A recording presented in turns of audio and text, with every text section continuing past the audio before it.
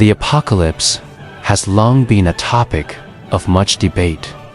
Every time a new doomsday scenario emerges, public opinion is abuzz with its feasibility and potential dangers.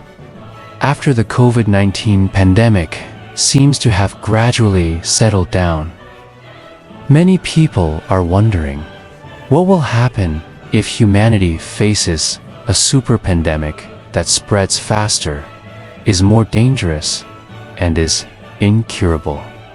Statistics show that on average, about 105 people die globally every minute due to various causes, with 78% of deaths attributed to infectious diseases, and parasitic infections account for nearly 30% of total deaths, indicating that pandemics always pose a serious threat.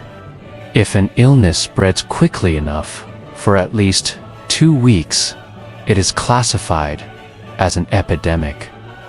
If it spreads widely, it can become a pandemic.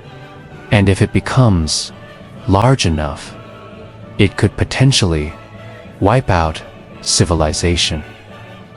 In history, the Spanish flu 1918 was a global shock as it claimed 50 to 100 million lives in.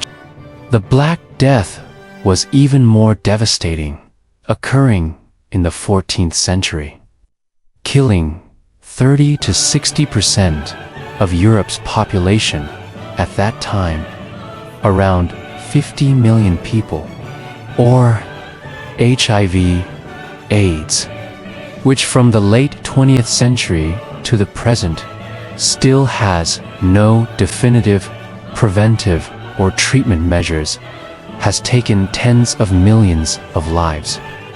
Notably, while the common flu only takes a few days to recover from, the constantly evolving mechanisms of the flu virus make it impossible for humanity to fully conquer it. The medications we commonly use merely alleviate or shorten symptoms, and the flu vaccine only has temporary effects. The virus mutates and hides within cells, rendering science helpless in destroying the virus without harming human cells. One day, if we encounter a super dangerous flu virus variant that spreads rapidly with a high fatality rate, medicine will find it hard to react. Media, governments, international organizations, and civilians could all fall into chaos, with crises spreading exponentially. Suppose this disaster takes 90% of the population in a short time. What will happen? Bodies pile up without being processed in time.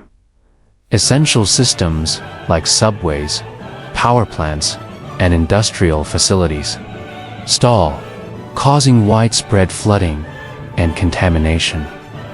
Months later, abandoned cities become new habitats for wild animals. Vegetation gradually invades, and large structures begin to collapse due to a lack of maintenance. In space, low-orbit satellites burn up when re-entering the atmosphere, while high-orbit satellites continue to orbit Earth, becoming the final relics of humanity. Hope for survival might lie with island nations separated from the mainland like New Zealand, Australia, Iceland. They are large enough to support a large community with high-level technology and can prevent disease outbreaks, hence revitalizing mankind.